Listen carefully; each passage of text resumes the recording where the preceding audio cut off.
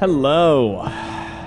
Welcome back once again to Wheel Takes, a podcast about the Wheel of Time, a series of fantasy novels by Robert Jordan and Brandon Sanderson. I am Gus. I have read all of them. I'm Allie. I am a first-time reader on book 9, chapter 25. Yes.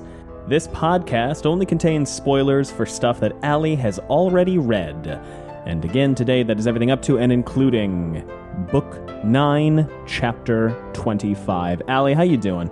I'm good. I've got my back support crab. For those of you who don't know, I have a giant Squishmallow crab that helps my back function better. It's great. We love it. What's it? I'm I just forget a the name. bunch Indy of broken joints.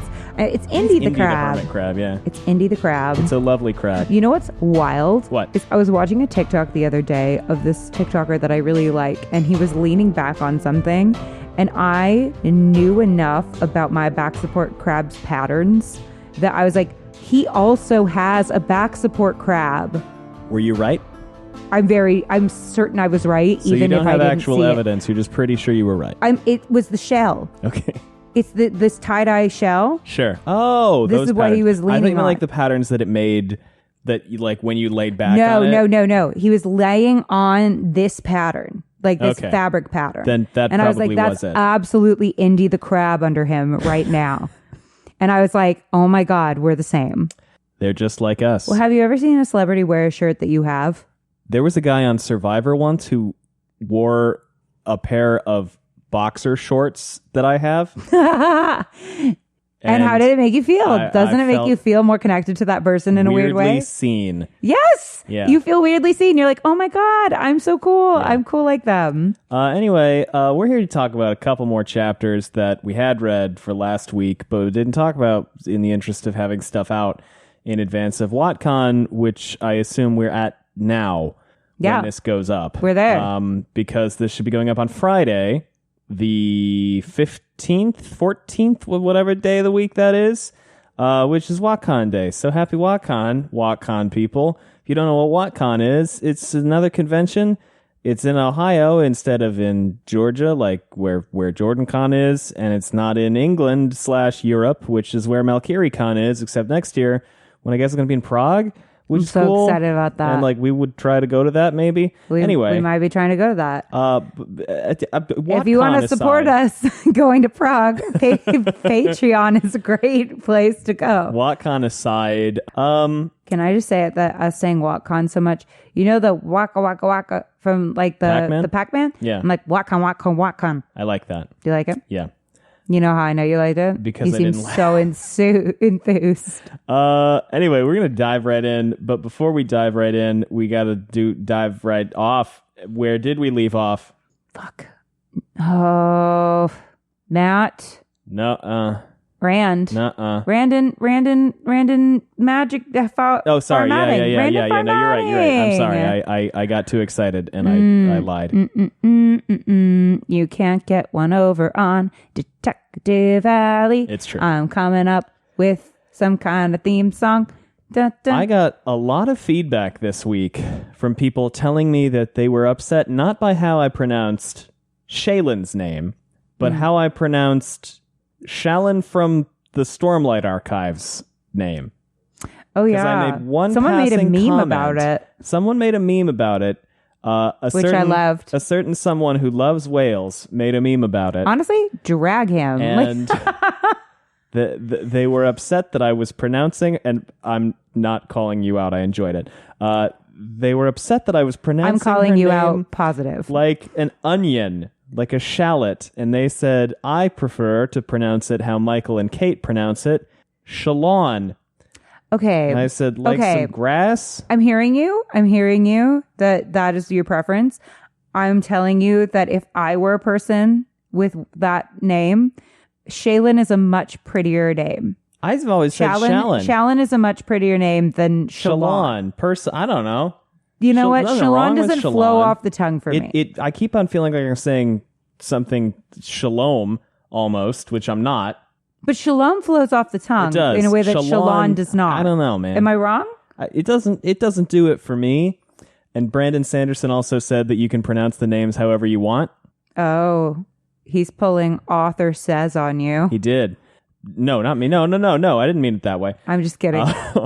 Wait, okay, question. Yeah. Didn't you also get a lot of feedback about being wrong about something? That was 3 weeks ago. I already talked about that. Oh. Was there something else I was wrong about? I just wanted to remind you. Yeah, no, I was wrong about Teslin. Yeah, but who was right You about were it? right about Teslin. I was wrong. There was something else You did I was correct wrong yourself about. mid-episode, which it is very funny when sometimes we make a mistake mid-episode and then later during the episode realize we were wrong about it. Yeah. And then, but by then we've gone too far. We've already There's gotten nothing we can so do. many messages about it. It's over. It tickles me every time because then like 5 minutes later or half an hour later or whatever, we'll get a follow-up message that's like, Oh, ignore no, you got this that. message. Never mind. It cracks me up. It is really funny. We don't. One of life's Rand. greatest gifts We're actually is people rushing to tell us that we were wrong about something that we later figure out we were wrong about. It's kind of nice. It's cute. We pick it up with chapter 24 among the council's Shalon chapter. Yes. Shallot chapter. I'm going to call her Shallot now. Shallot chapter. How's Shallot? Shallot is doing badly. Yeah, why? I feel like that's just the guess now. That's a good guess. They're most never time. doing well. Mm-hmm. Someone shook Shallot's arm. It was Serene, and the Aes Sedai was talking to her. It is in there. Oh, someone pointed out that Serene might have gotten excited about when Hareen said instruction because she's white Aja, and therefore was like, oh, you're talking about this nerdy-ass logic book. Which is possible, but I still like my theory that she's just trying to get on the sea folks' good side. Mm. I think it could be both. Could be both. I don't know. I allow many interpretations of the same event. Yeah. I'm against nuance. I don't like it, and I won't have it. I forgot to ask you if you have notes. I might. I think I don't think you do. No, and I felt kind of bad about it. I know. Okay. Excuse me. It's late o'clock. They go into they're in the city. They're looking for the hall of the councils. What's the it they're talking about? It is in there. Big thing, kind of a big deal in this city. The stuff that keeps you from The channeling. Terran Griot, yeah, it's in there. But that right word now escaped my brain for a second. That happens. They're out in a square, and she has to remind herself what a square is.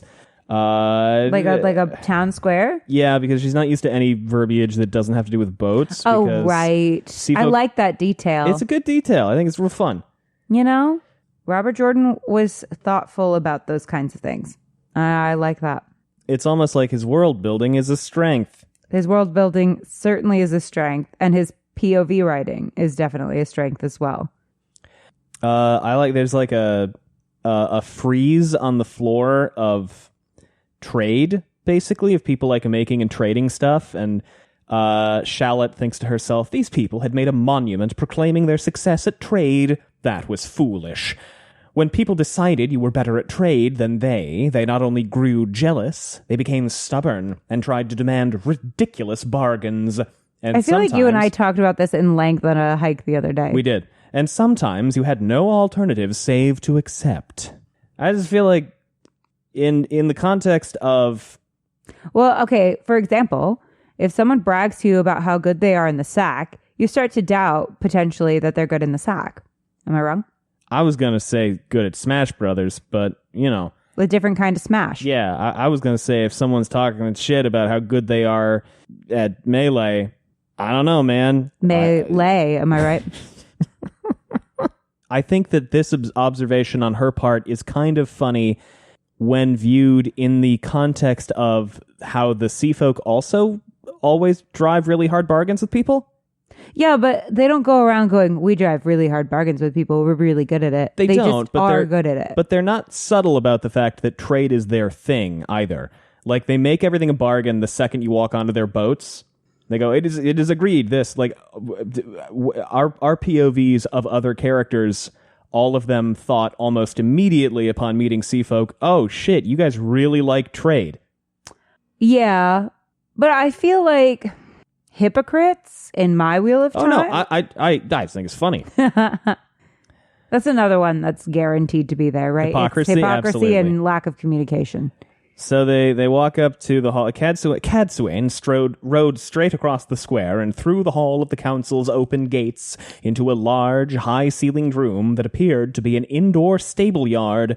A dozen men in blue coats, squatting beside sedan chairs, with both a golden sword and a golden hand painted on the doors. There's the logo from last chapter. I think I said this the other day. And now it's a teardrop, by the way. The idea of being in a sedan chair is so embarrassing. You did. You talked about it for like 5 minutes last episode. I still think about it. I'm like, that, I would, just... I just feel like I'd be constantly apologizing for myself the whole time. I get that. Do you know what I mean? Yeah. Kind of like I constantly apologize for myself everywhere, but like especially when I'm feeling like I'm doing something like luxurious or unnecessary, like anything particularly self-care that feels like extra, like a massage. I'm so aware of myself in those moments. I get it. I'm constantly like, sorry I exist, as you were. So this dude walks up to Cadsuane and goes, "Forgive me, I mean no offense, but I fear you must have mistaken your direction. This is the hall of the councils, and tell First Council Barsala that Cadsuane Melydrin is here to see her." Whenever someone says no offense, it's usually going to be something offensive. The man's smile slid off to one side, and his eyes widened. "Cadsuane Melydrin? I thought you were..." He cut himself short at her suddenly hard stare, then coughed at his hand and reassumed his fulsome smile. "Forgive me, Give me the Cadsuane." definition of fulsome. I've heard that word before, but I truly don't have no fucking idea. remember what it is. And we all need to learn a word today. That's what we're, at the very least, this podcast has brought you. Complimentary or flattering to an excessive degree. Okay. "Forgive me, Cadsuane," said I. "Will you allow me to show you and your companions to a waiting room where you can receive welcome while I send word to the First Council?" Okay, the person that knew what that word meant before we looked it up is so happy right now, and I'm happy we gave that to you. I'll allow you to run till Elias I'm here as fast as your legs can carry you, boy. Tell her I'll be in the dome, and tell her I don't have all day. Well, hop. I mean, she's rude as fuck, but I don't know, man. I don't know. You know, he was kind of rude she's first, cool, though, too. because he gave her the "you're lost." I'm going to assume you're lost because this is a, like, special place. Well, she did walk into the Senate, basically. Like, she walked into the White House. I don't recommend doing that. Yeah, I wouldn't do that. Well, we're not without an appointment. Yeah. So, we also got updates on... People were more thorough with who was who in the group of Aes Sedai. I am very grateful for that.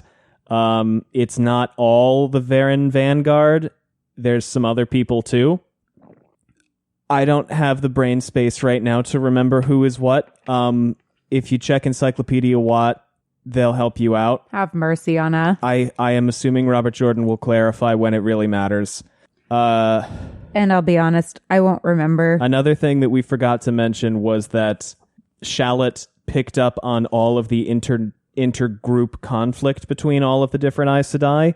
So that is cool. That is cool. Maybe she has some kind of like inherent instinct thing, you know, like in Ruins of Ambrai, which we're reading. The book you're reading on the Hot Nuance Book Club, the other podcast you're doing right now, available at a podcasting download location near you. The very same. Wow. But like one of the characters has, I forget what they call it, but it's like a super gut instinct. Oh, that's cool. Yeah. Kind of like that. Maybe. Or could be. she's just like a person who's got a really good intuition. One of those two things. So they go in to the room. I think it's called gut jumping, actually. Oh, cool. Hareen is with them. She goes, "The First Council. She's an important woman here, Serene." And Serene goes, "You might say she's the ruler of Farmadding, though the other councils, they call her first among equals, whatever that is supposed to mean. Once, the First Council, she advised the queens of Marido, but since Marido's dissolution, most first councils have considered themselves the natural heirs of Moredo's rulers. Oh, yes. Oh, and then Cad Swain walks in, right? Does Cad Swain walk in? I think so. Yeah, Cad Swain walks in and goes, Oh, yes, you will come with me as well. And your sister. I think not your swordmaster, though. A man in the dome would be bad enough, but a man with a sword might make the councils fall over in fits. You have a question, Wave Mistress? Verin snapped her mouth shut with an audible click of teeth. Good, Cad Swain murmured. Shalon groaned. This was not improving her sister's temper by a feather. I just tried to close my mouth, so... I don't know if that was audible. I hope it was. Okay. I figured out a way to make it work. This is like nightmare ASMR for somebody. Sorry. I wonder if that's going to be kept in. It might. Like, or if truncate sounds going to be like, absolutely not. We'll see. Okay, so they go in, they go up the stairs, they walk on through. Cad Swain asks Chimera to show Shalon and Verin, Shallot and Verin Farmadding's guardian. What's that? I love that you're just calling her Shallot. I don't. You know what? People made a Shallot reference. This is what you get. You made this bed. Now lie in it. It's silly, and I love it. Don't stop. I cook a lot lately. I've been cooking a lot more, so shallots are on the mind. I love shallots. They're really good. What is Farmadding's guardian? It's that word you couldn't remember. Folsom? It's that Terangrial. Oh. That's the Guardian? I guess.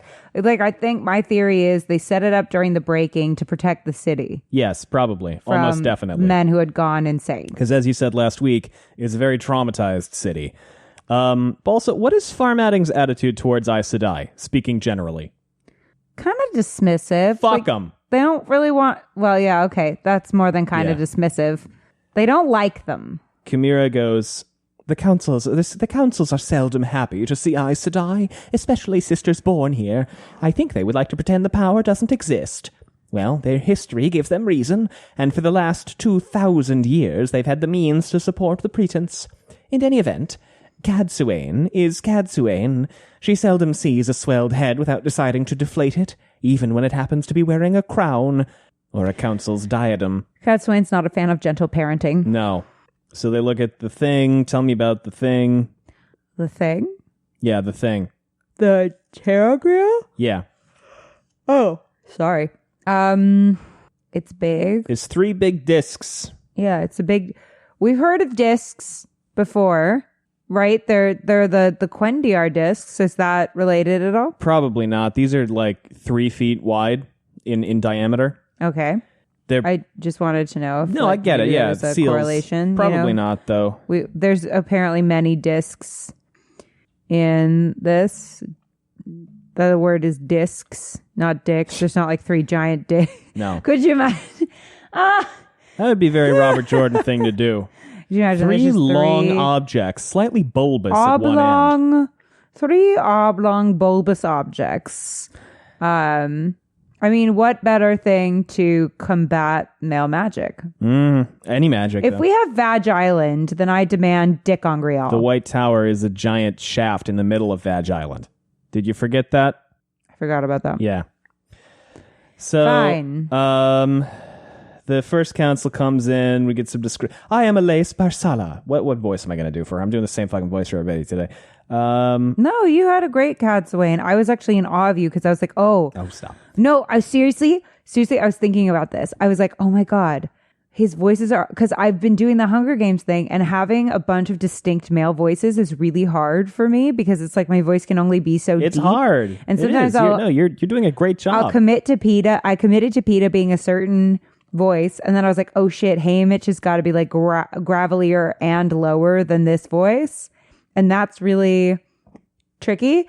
Whereas you have like 3 different people from the north. You've got Fail, you've got Cad Swain, and you've got Davram. Cad Swain's not from the north. What? Where's she from? She's from here. Farmadding? Yeah. I'm just giving her that because she's very, very old. Oh.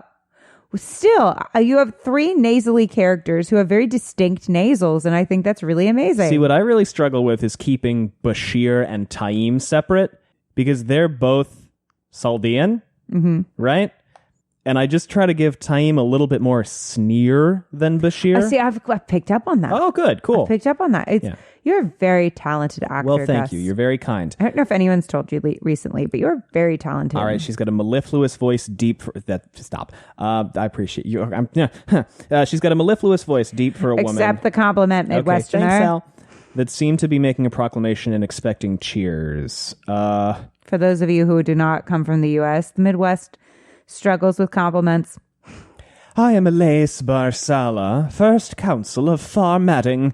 Farmadding gives welcome to Hareen Dintogara Two Winds, Wave Mistress of Clan Shudain, and Ambassador Extraordinary for the Mistress of the Ships to the Atha Anmier. May the light illumine you and see you prosper. Your coming gladdens every heart in Farmadding. I embrace the chance to learn more of the Atha Anmier. Sorry. But you must be weary from the rigors of your journey. I have arranged pleasant quarters for you in my palace.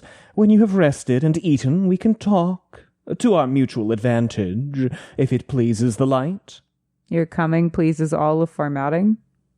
Just wanted to point just maybe snort a little bit. Sorry. I am who I am. So how does how do the sea folk feel about this? The sea folk about this welcome.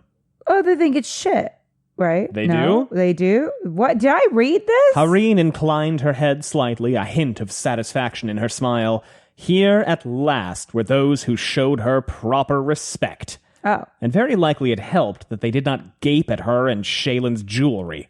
That's the thing, man. Every single person who sees the sea folk is like, why do they have all the fucking headgear on? And I'm like, everybody calm down a little bit. It's a nose ring. Will you fucking relax? Walk into any Barnes & Noble. So, yeah, this goes over real good, it seems, until Katsuin just fucking Kool-Aid mans her way in. The messengers from the gates are as quick as ever, it seems, Elias. Is there no welcome for me? Well, here's the thing. You're not fun to be around. We don't like you. I mean, here's the thing. I respect the shit out of Kat Swain, and I like her a lot. I would have a drink with her, but I wouldn't invite her to my potluck. Nope. Do you know what I mean? Yep. And there's different kinds of people like that. We are grateful to you for bringing the Wave Mistress here, Cadsuane Sedai. I'm sure we can find some way to make the depth of our gratitude known before you leave. She's just a person where, like, your asshole's never unclenched around her. Do you know what I mean? Yep. She could not have made her dismissal plainer short of a command, but the Aes Sedai smiled up at the taller woman. It was not an unpleasant smile, exactly, but neither was it in the least amused. I may not be leaving for a while, Elise. I thank you for the offer of accommodations, and accept. A palace on the heights is always preferable to even the best inn. Why is Cadsuin being so cocky with this? Because she's allowed at any meeting the sea folk are allowed at. Yeah. She arranged it so that when the sea folk get invited to a meeting, she gets to go to any of those meetings. Yeah, she got a one over on him. Mm-hmm. Which, good for her. Hareen goes, Cadsuin must stay with me. So I wouldn't invite her to my potluck, but she'd still show up. Where she is unwelcome, so am I. She'd somehow get that evite. Cadsuin goes, No need to be disheartened, Elise. I'm sure you no longer have any bad habits for me to correct. I kind of love her, man. I don't know. Speaking of evites, can I say one thing? Please.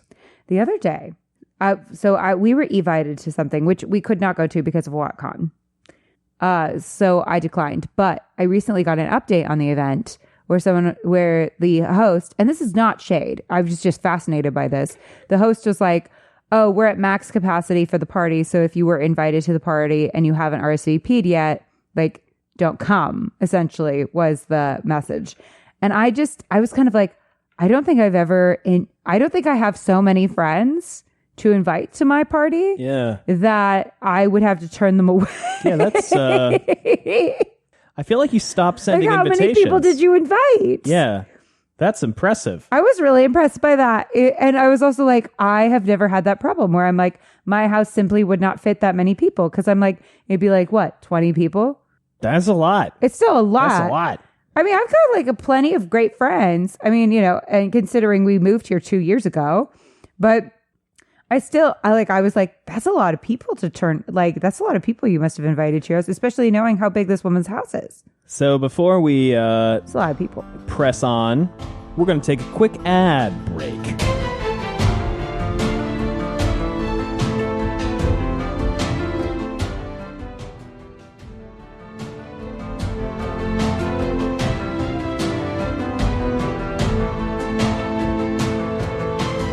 Welcome back. This podcast was brought to you by Evite. I guess, but it's not. Unless you got an Evite ad. I don't fucking know. All right, so they think about because like this kind of makes some consternation. Katswin's comment makes some consternation among the councils, and they're like looking at Elias like, oh, what did you do in the past? I don't know, it seems like a lot. They think about how the sea folk elect people versus how everybody else does. There's like 12, the first 12 among the, so what is this? The first 12 among a clan's sail mistresses chose the wave mistress, just as the first 12 among the wave mistresses chose the mistress of the ships. That was why Verin had accepted that strange girl's words, because she was of the first 12. That, and the fact that 2 Aes Sedai said the girl saw true visions.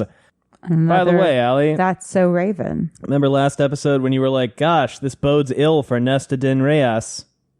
Remember? She died. Yeah, she's dead. See, okay. This is what I'm saying. She's super dead. You know what? If Min predicts like a promotion of any kind, I'm like, this is the apocalypse. Most likely that promotion is coming with, well, the person who preceded you is dead. Yeah. So Nesta died. She got decapitated in Abu Dar, and her head got put on a stick. And Which we forgot that. As someone who was just reading Akatar, I'm like, wow, I'm shook that would happen to Nesta. That's a character in that book, isn't it? Yes, there's a Nesta in that book. Cool. Probably not the same person. I don't know at this point. Spoilers. So, Robert Jordan just out here spoiling Akatar. How does oh yeah, like I forgot. Before this, Shallot thinks to herself, I wonder where Narishma went. Haven't seen Narishma in a minute. Oh well, whatever. And then, like, in the middle of this icy cold, as Verin has apparently, not Verin, as Katswin has apparently just kind of destabilized the fucking First Council's position, Verin goes, A man just channeled. Do you have many men channeling lately, First Council? No. and Well, more than usual. so the wedges all turned black in the circles, and then they started pointing in the same direction, and they started like making notes on where on the metal collars around the discs they're pointing, and she goes, oh, it's triangulation. Cool. And as we learned last week, triangulation is because triangle Yes. nation. And Chimera goes, It would be red for a woman, not black. Okay. It warns and locates and defends. And what else? The women who made it would have wanted more, perhaps needed more, not knowing what else could be incredibly dangerous. can I help you? You've tied your shirt sleeves into, you've I completely... didn't think... How did you tie off both of them? I'm very talented. One of your hands must have already been... She tied knots in the end of both her shirt sleeves. So now both her hands are hidden in her shirt. So then they're warm and cozy. How? I couldn't even tie one. How did you do that? Very carefully. I was more dexterous than I thought I would be. I guess. But I was just having an ADHD moment. I was like, what if I tied my shirt sleeves? Well, I'm happy for you. And now I am very joyful about it, actually. What is up with this a man channel And we videoed this so we could post it. We if did we video. wanted. We are testing a video recording. We could just thing. post this part. We could do that. I'm very entertained. Allie, what's the point of this whole thing? The triangulation? Yeah. to detect if someone is channeling near the city and where, and to also say what kind of person. Yes. More than that, why would they want to know men versus women? Why did Verin bring it up? Why did it happen now?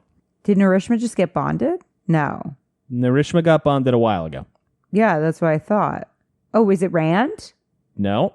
It's here's what I'll tell you. In a Q&A, Robert Jordan said it was Damer Flynn, but everybody was like, that doesn't make any fucking sense.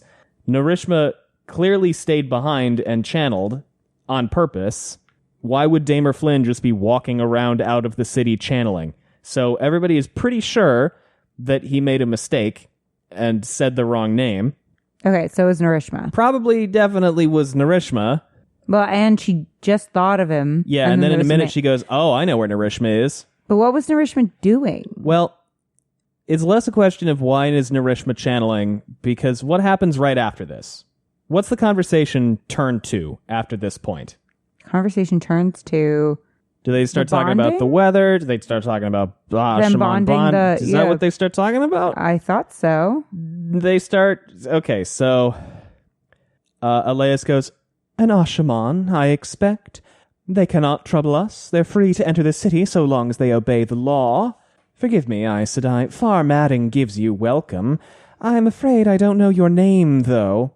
And Verin kind of is looking at the dome, and then she looks up and blinks and goes, all of you may call me Edwina. Wait. Yes, we talked about this. Her warder. No. The man she was in love with, who she almost quit being an Aes Sedai for, but didn't. The other way around. She left him to become an Aes Sedai. Yes. Girl boss. Dump that crusty man. No, I don't know. He seemed great. No, he's probably really lovely, and that's really mean. And I wish that Aes Sedai were allowed to fall in love and have children like every other fucking person. It's weird because they kind of are, but men choose not to because. Well, they have warders. Yeah, I know. We don't. It's this thing where it's like, oh yeah, you have can. Been a warder? Then Robert Jordan's whole thing. Well, you can't be a warder until you're done training, and she probably had to train for like 20, 30 years. Listen, I'm all for being child-free. Like, if somebody wants to be child-free, let them be child-free, and that is totally a fine opinion, especially in today's world. But, like, also people who want to have kids and have a family, like, let them. Yeah. Like, it feels like it's a bad organization if they don't. I don't think it's that they can't. The thing that Robert Jordan mentions let's get this straight. So, like, 2,000 women, right? We're assuming it's like 2,000 women?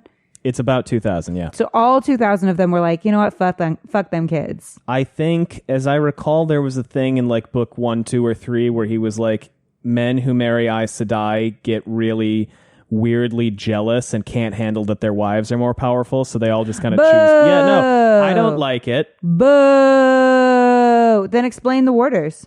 Explain the warders. I won't because he didn't.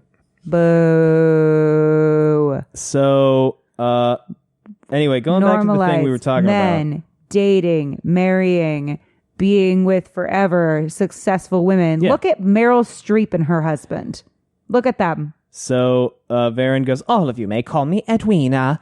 His name was Edwin. That was what we were talking about. Do you consider history, First Council? Gwyer Amalasan's siege of Farmading lasted just 3 weeks. A savage business at the end. Cadsuane goes, I doubt they want to hear about him. So, why are they bringing this up now? What is the point of this guy channeling? What was the point? Why did they have Narishma stay behind and channel into the air while they were having this meeting? Oh, they specifically had him channel into the air? That is the implication. I did not pick up on that. Okay, because what happens is... To intimidate them. Elias goes... History records Gwyer Amalasan as a remarkable general, Edwina Sedai, perhaps second only to Arthur Hawkwing himself. What brings him to mind? Okay, but Arthur Hawkwing's relatives suck eggs, am I right? And Verin goes, I was just thinking that he couldn't use the power, yet he crushed Farmading like an overripe plum. Oh. You know, the Dragon Reborn has armies in Ilion and Tyr, in Andor and Kyrian, not to mention many tens of thousands of Aiel. Very fierce, the Aiel. I wonder you can be so complacent about this Ashaman scouting you. Ooh. And Cadsuane goes, I think you've frightened them quite enough. And Verin goes, oh, I didn't mean, oh, no. Oh, did I do a scary? I would think the Dragon Reborn would have moved against you already if he intended to. No, I suspect the Sean Chan, you've heard of them. What we hear from Altara and farther west is really quite horrible. They seem to sweep everything before them. No, I suspect they're somewhat more important to his plans than capturing Farmadding. I love the old women. Unless you this book series. do something to anger him, of course, or upset his followers. But I'm sure you're too intelligent to do that. And we're certainly not one of them. We certainly haven't sworn oaths. and then Cadsuane goes, If you want to discuss the Dragon Reborn, Edwina, you must do so without me. I want to wash my face and have some hot tea. Now, here's my question. Why did she give them a fake name? well, as you learn next chapter, Verin has been exiled from Farmadding. Oh, I forgot about that. Verin is not allowed in Farmadding. What did she do? I don't know, man. Did something. She did say at one point that she's killed people before. She did. She has. But all this in mind, why did they have Narishma channel into the air? Verin Why did is they... an ADHD gangster. Am I right? Oh, no, I love Verin.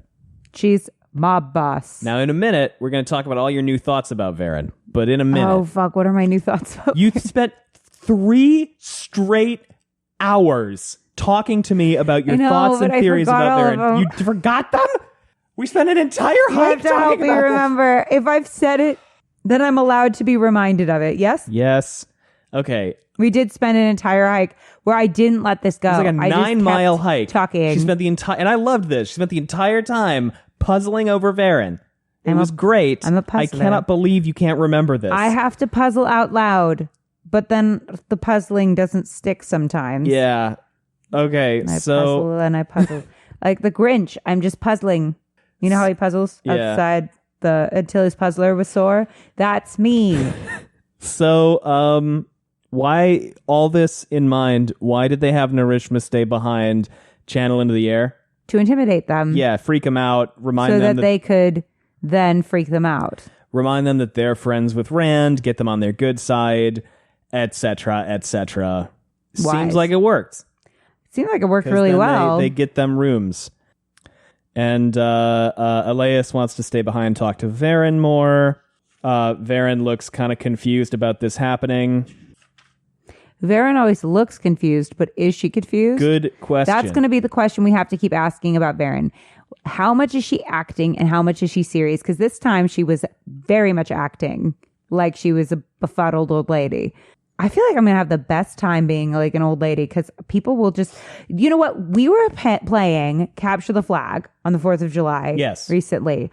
And this one woman kept getting in to home base. And I was like joking with her about it. And she goes, she basically was like, I use the fact that no one thinks I'm capable of this because I'm just a mom. And I was like, you're a freaking badass. Cunning. She's like, so then I just kind of like tricked them into trusting that I'm not going to go over the line and go get the flag. I'm just going to like play defense. And then she's like, and then they take their eye off of me because they're looking at the people who are like bigger and faster. And then I just walk in. It was hilarious. And she kept doing it. And I loved her. Anyway, so it was really fun. So Hareen and Shallot talk, and she's like, hey, how you doing? You feeling bad? And Shallot's like, yeah, I feel fucking terrible. It's like, I can't see. This sucks. I hate not being able to sense the thing. And it's terrible. And Hareen goes, I was afraid of the dark when I was a child, and you never left me alone till the fear passed. I will not leave you alone either, Shalon. She's like, oh my god, sisterly moment. That's cute. She goes, perhaps I truly can make a bargain here. Cadsuane has already shifted their ballast, so they ride with a list. You must try to find out why, Shalon. When you get close to her, I would like to put Elias' eye teeth on a string, walking away from me without so much as a word. Oh. But not at the expense of letting Cadsuane mesh the Kuramor in some trouble here. You must find out, Shalon. And Shalon's like, this is just her thing, dude. This is just like what she fucking does. She's just fucking like this. I'm going to do my best, though. And Verin goes, you always have, sister. You always will. I know that. And Shalon's like, maybe I should tell her that I was fucking Ilil. Maybe I should come clean. And she's like, no, I'm not going to do that. I'm team don't do it. For the first time since Verin had bluntly laid out Cadsuane's terms for keeping her secret, Shalon began to consider confession. No. And that's the end of chapter 24. I don't think she'd be understanding about that.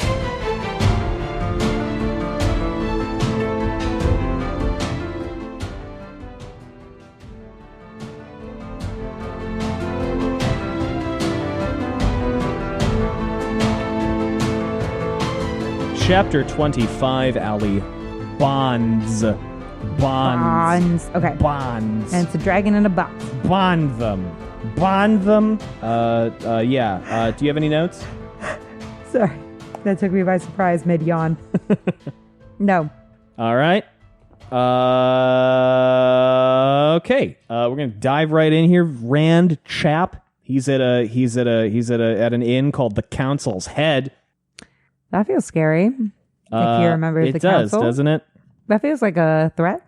Am I right? He's playing the flute because Min's there. No, he's actually playing the flute. And I think she'd be playing his flute. She might be playing his flute. We don't know. Alana knows. Anyway, so awkward. Which she tells them. Yep. She's like, I know you've been fucking around. He's playing a Luz Theron song. He doesn't actually know it, but Luz does. Theron? A Lute Theron song. A Lute Theremin. And Min goes, light, Rand. Are you just going to sit there puffing on that thing?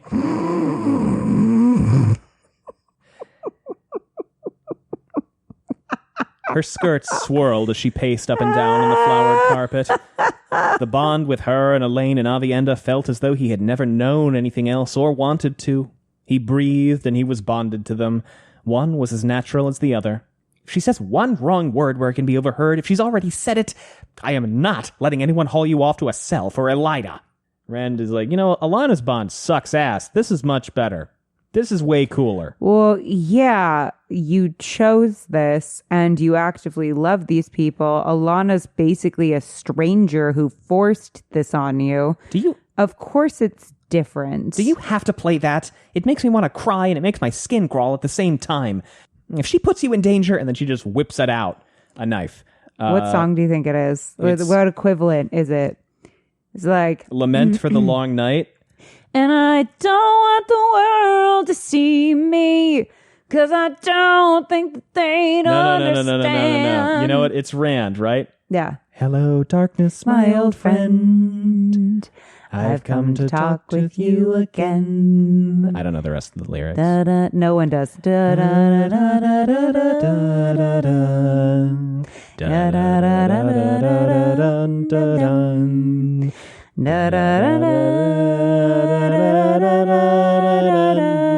Yeah, that's what he's playing. But we have to get there. It was the sound of silence. Yeah, so he's playing that shit. And Wheel Takes is like 25% just as singing random songs. Alana's on her way. He can tell. He's like, you don't have to be in here if you don't want. She bubbled with worry. So you have that ability, but it's just how loud my footsteps are. They're so loud. I feel at this point that if I quiet them, it's me not taking up space. I love it. No, I'm all about it. I've overthought this at this point. And now it's a feminist issue. And that's how my brain works. Min bubbled with worry and anger too, but love shone through like a beacon whenever she looked at him. Aww. And often when she did not. Aww. Fear shone through as well, though she was trying to hide that. So then he starts playing The Drunken Peddler, and Luz Theron is like, no, my mood, my jams. My jams. I mean, it's like he's forcing K-pop on an emo. Do you know what I mean? What do they talk about? They talk about Alana. They talk about how they're not going to talk about Alana. And then they talk about Olivia. She goes, Rand, I like Olivia. I do. Even if she does make Nynaeve have kittens left and right. What is that phrase? Is that a real phrase? Have kittens? I've never heard it. Is this like a Southern thing? I don't know if I like. I don't understand what it means. I think it's like I get to freak out, but like, she's what? so pissed that she just births a cat. I guess. But she is going to kill you. And Rand goes, you said she was going to help me die. That is different. Those were your words. That is different. How would he feel at dying? Sadness at leaving her, at leaving Elaine and Avienda. Sadness for the pain. Only he for had like brought 10 them. minutes and then you come back. He would like to see his father again before the end. Aside from those things, he almost thought death would be a relief. Dude. You'll probably come back as Moradin. You'll still be hot, just different. And Luce, you really think so? I think it's possible. Because it was really bothering me, like, how will he come back in a way that's satisfying and feels earned? Because you know what? I'm going to say it. I didn't necessarily feel like the Harry Potter one, #Trans Lives Matter, was earned. No, I kind of agree with that. Just kind of. I agree with that. Yeah. I didn't feel like Jesus's was earned either, you know? If we're looking at it as a story, I just didn't feel like it was earned. What about Gandalf's? No, I don't think it was earned either. I think it's very hard for me to accept they just came back to life. Yeah. It's really hard for me. So I'm trying to figure out how I would do it in a way that I guess I just have a very low tolerance for people coming back from the dead. I feel like I'm a completionist. If you're dead, you should stay dead, you know? And so it's very hard for me to believe it when people come back to life, especially in magic systems where they're very clear that there's no way to come back from death. So you think that he's going to take over Moradin's body? Well, I feel like there's precedent for that because like Rand is constantly worried that Lews Therin is going to take over. That's true. And you did once say, why else would he have made Moradin hot? Why else is Moradin so hot and young? They specify young and hot. Is it so it's okay that he's boinking the girls? Could be. I'm saying. Robert Jordan has not shied away from May-December romances before, though. That's true. But would he shy away from a May-December romance? Maybe. Because I feel like maybe he'd be like, well, that's maybe pushing it too far. Like maybe they'll accept a triad. Maybe they'll accept a May-December romance. But if it's a May-December romance, maybe I look like it's just a little too much wish fulfillment for me. So am I wrong? No, I get it. He goes, helping me die. And I have a wife that's reading these. Helping me die isn't the same as killing me. Unless you've changed your mind about what you saw. So he goes, sooner or later, I have to die, Min. He'd been told by those he had to believe, to live, you must die. That still made no sense to him, but it left one that cold, makes hard sense fact. to me if you know anything about Jesus. Who are those he must believe?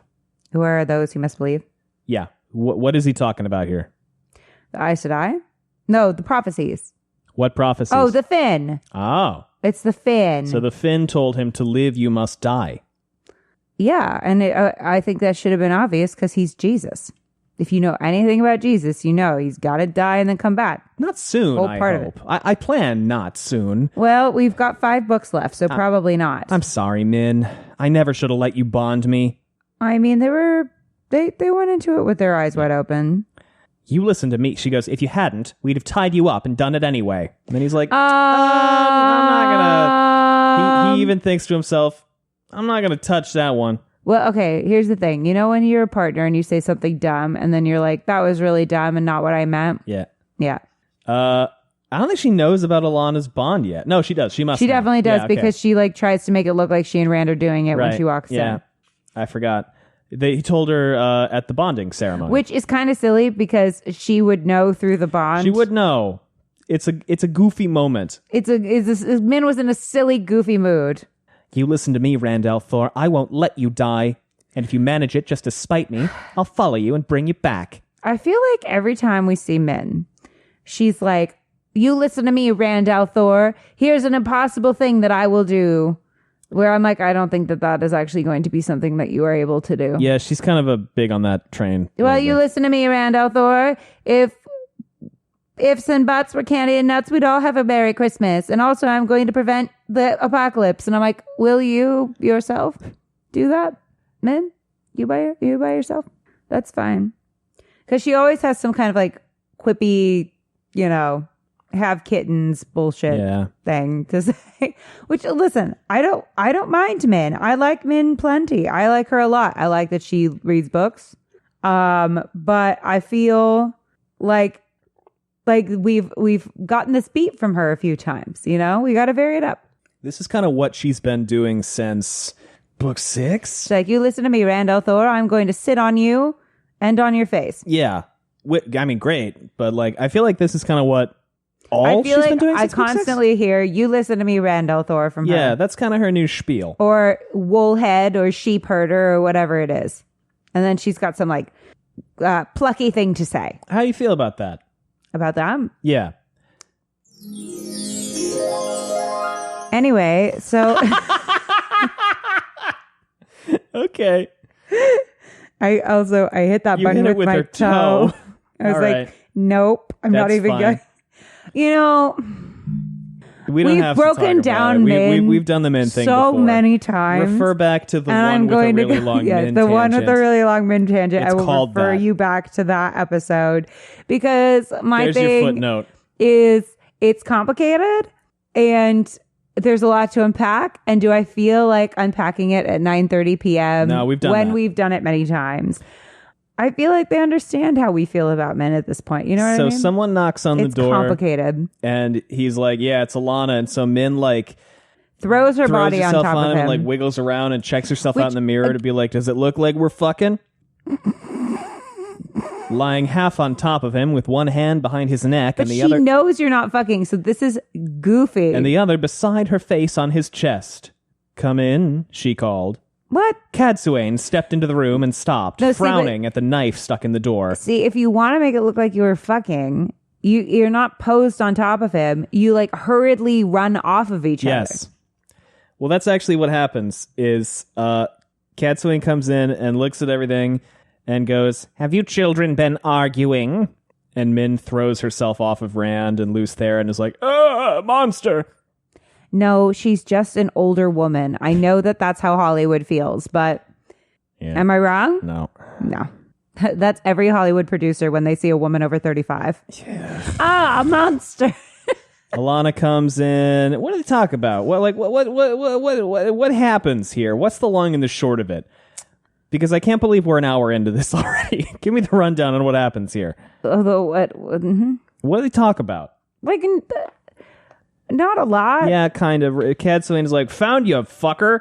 All right, you little shithead. And they let him know that they bonded his 3 best Ashaman. Yes. And he was like, massively uncool of you. Why would you do that without their consent? And Cadsuane's like, oh, they consented, but it's like unclear if they were coerced into consenting or not, which is not consent. I'm just letting you know that right now. Yeah. Coercion is not consent. Yeah, he goes, why would Flynn and the others accept being bonded? She goes, ask them when you see them. Okay. That doesn't make me feel better, but sure. All right, what else? This what is else after she slaps him in the fucking face. I don't know if you like missed that. This. She keeps slapping him, which, like, stop. This is when I start going, hey, stop. You know what you don't want to do to someone you want to have trust you, and also to someone who's deeply, deeply, deeply, deeply traumatized by people that you're in an organization with? You want to slap him, who was like tortured by them? You don't want to slap him. No, bad move, bad play. I feel, okay, here's my thing. I like Cadsuane if I'm willing to ignore her domestic violence. So much and like I feel like that's true of every character. Almost every I like character them in the Wheel of Time. I like Nynaeve. if I'm willing to ignore. If I ignore the fact that she hits people. Well, because I have to like someone. Yeah. You know, I like Rand except he commits war crimes. Yeah. I like Min except that she gives up most of her personality for a guy. I like Egwene except she assaulted Nynaeve. It's just like I like Perrin except for his misogyny. I like and Matt also the spanking. except for his misogyny I like and Fael, casual groping of women. Except that she hits Perrin. Yeah. I like Barrelane except for everything she does Except for after she's book 6. a creepy so harasser. Far. Yeah. I don't like Gawain. No, fuck that guy. Fuck that guy. Specifically. No, it's fine. There's nuance there too. I can't really ignore the Tower Coup because that was like basically a huge part of his character. Tower Coup is a big whiff on his part. And he's like continued to be annoying since then. You like Galad? She keeps hitting it with her toe. It's really funny. I just casually like bop my toe on it. It's really cute. Yeah, Cadsuane is like, oh, great, you're here. I brought 12 fucking Aes Sedai.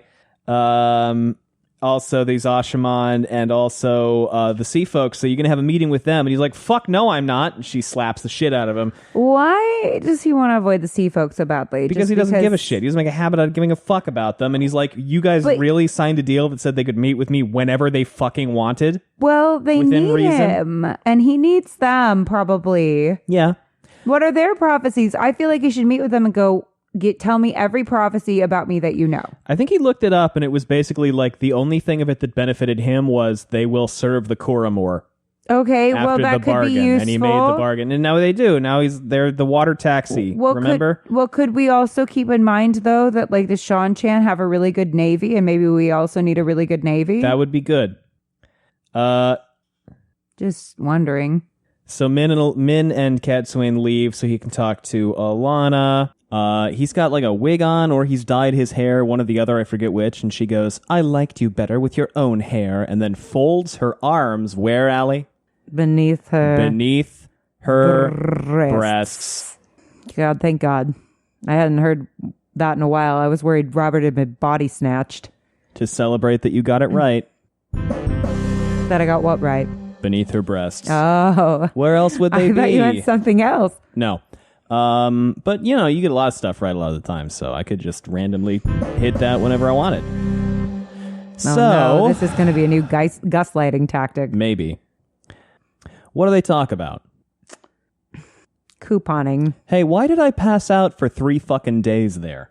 Is that Alana? Yes. Oh, yeah. And he goes, oh, yeah. It's like, what did you do? Well, I bonded 3 women, and then apparently I had vigorous sex. But I guess you were unconscious for that. You're welcome. That was a charitability that was not extended toward Brigitte. No. She gets pissed off about it and says she will... So, like, the one person I'd be like, yeah, you have to be forced to participate in this. You reap what you sow. But no. No.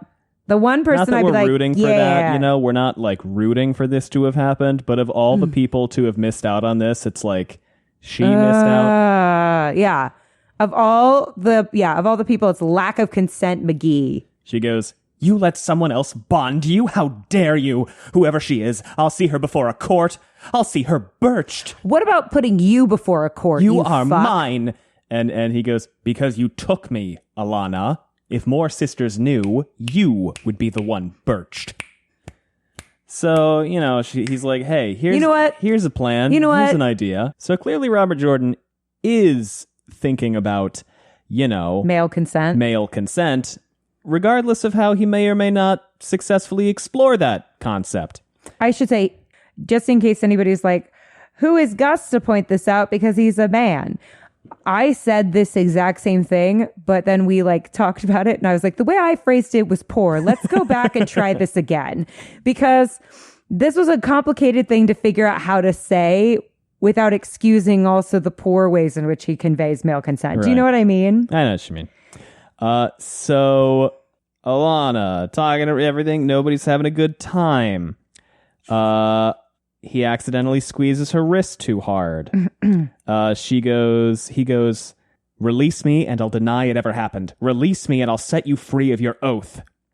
And she's like, well, no. Fuck you. Fuck you. Fuck you. Fuck you. Fuck you, Alana. I've thought of being free of you. No. I've even dreamed of it. I even asked Cadsuane to let me pass the bond to her.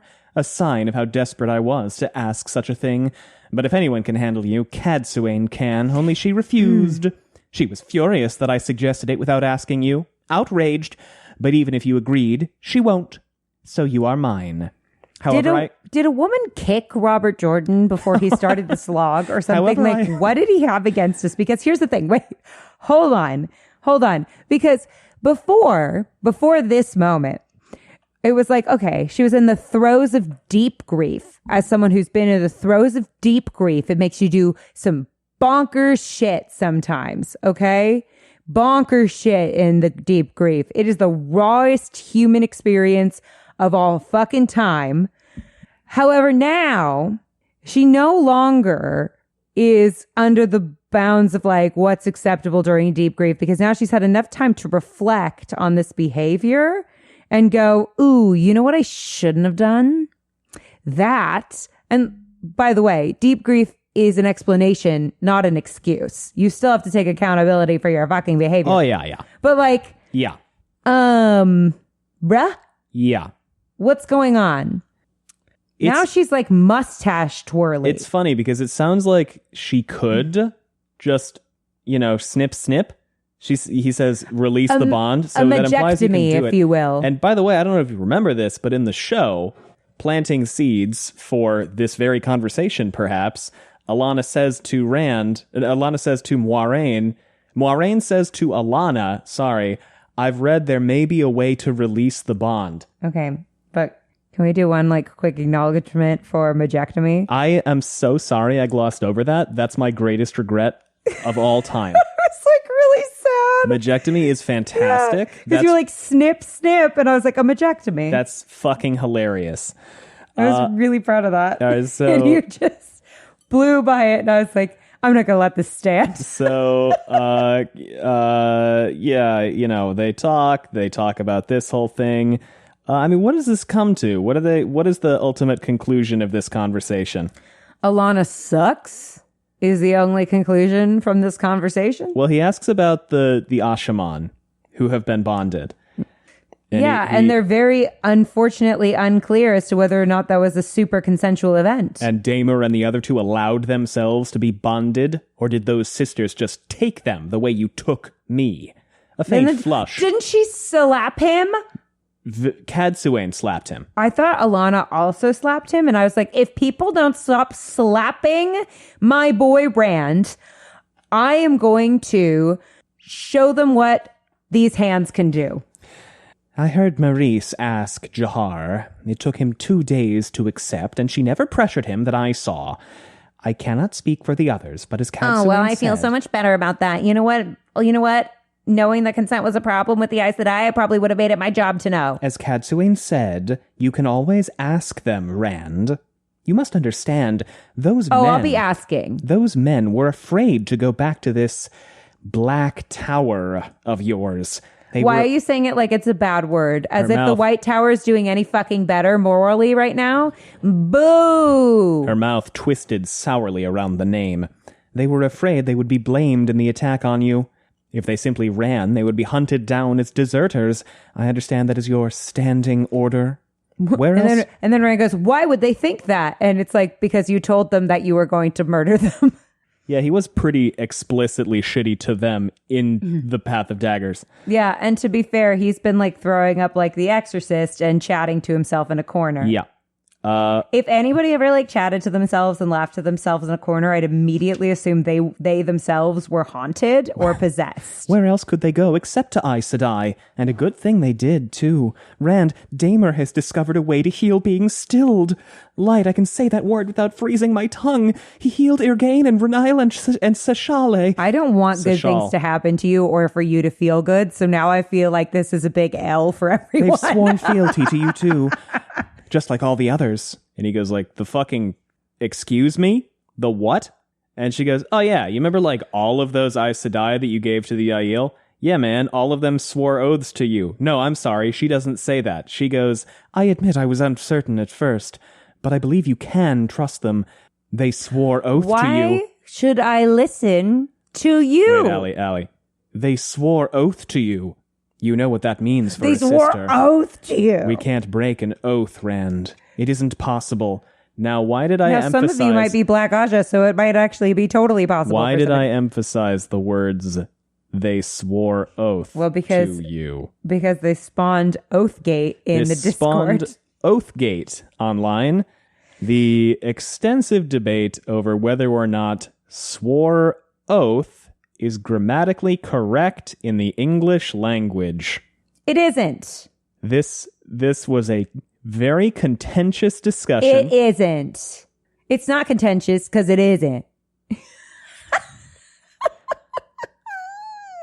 kidding. What it appears Linguistics is always flexible. is that historically speaking, unless you're citing a headline, swore oath is not by the dictionary, which, by the way, the dictionary changes all the time, is not correct. But Robert Jordan does use this construction twice in this book.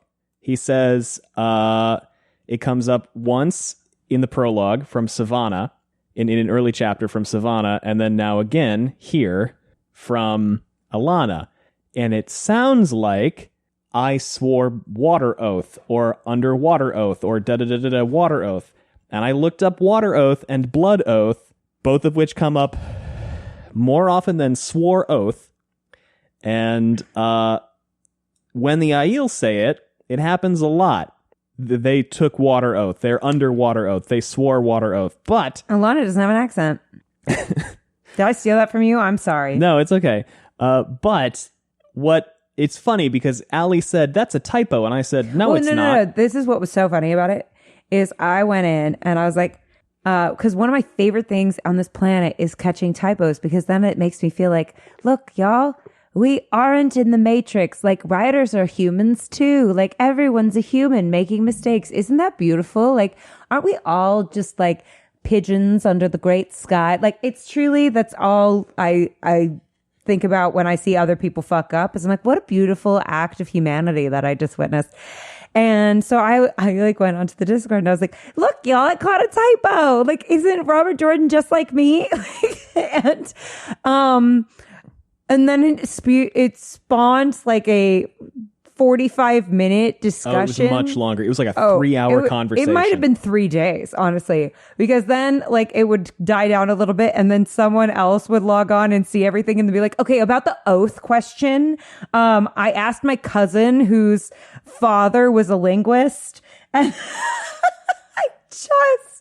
this is all meant as like loving and positive. So, yeah. And I also love about this podcast that we were so concerned that any of the people that were on the side of oath would get upset with us for even like remotely teasing them about that.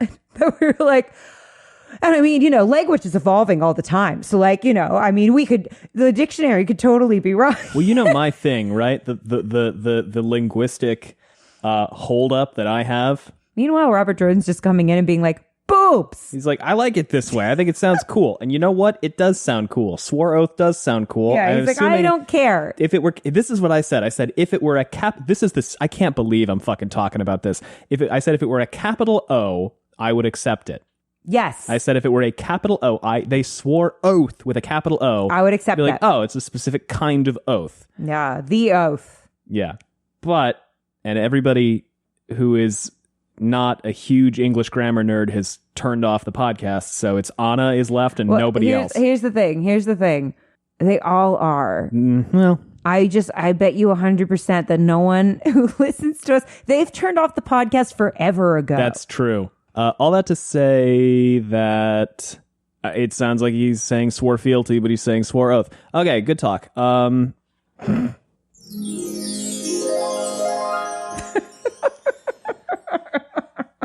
Now we're in a world where we never had that whole fucking diatribe about grammar. Oh, it's a less interesting It's a lesser world. So, okay, what the fuck is going on? She goes, they talk about the sisters who swore an oath to him or swore oaths to him. And she says, shit's still popping off in the other countries. You need the support of Aes Sedai. Without it, you'll have to conquer every nation, and you haven't done very well at that thus far. The rebellion in Kyrian might seem finished to you, but not everyone likes Dough Brain being named your steward. Oh, Alana has opinions. A good many. You know where you can put your opinions? In the suggestion box called the garbage. A good many might go to Torum Rioton if he reappears. The High Lord Darlin is snug in the stone, so we hear, announced as your steward in Tyr, but the rebels there haven't come streaming out of Haddon Merk to support him. As for Andor, Elaine Trakand might say she will support you once she has the throne. Oh, she'll definitely support me because she's been supporting my huge cock. Am I right? I was going to say, I don't know, Alana. I was supporting her pretty hard the other night. We were seeing how well the bed frame supports the match. Oh, my God.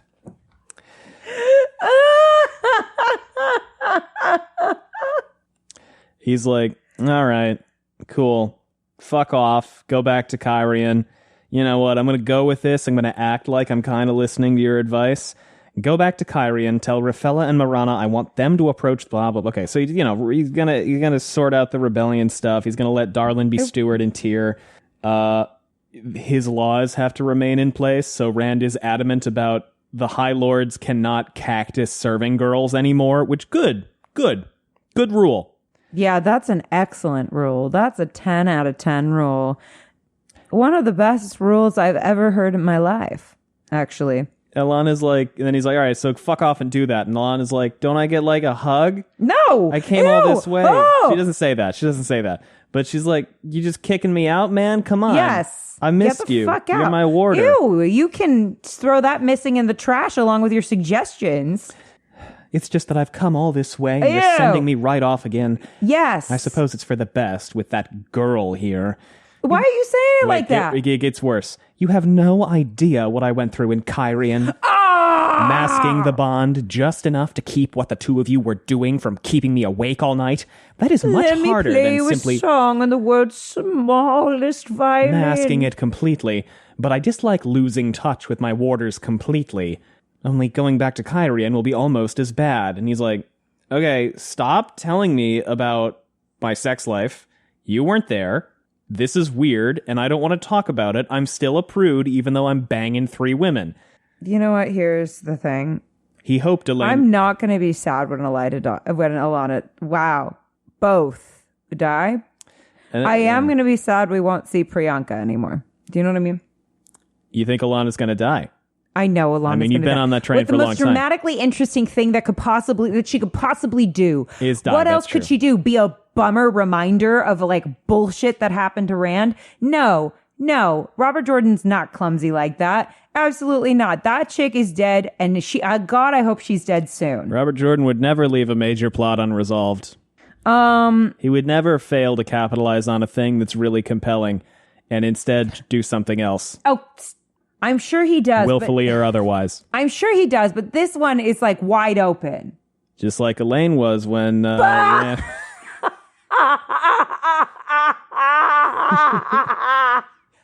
kind of regret that one, actually. No, I don't regret it for you.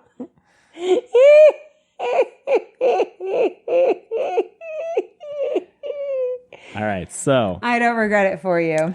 So yeah, anyway, then she leaves, and he's like, ugh, Cadsuane, fucking Cadsuane, gotta deal with that shit. Yeah.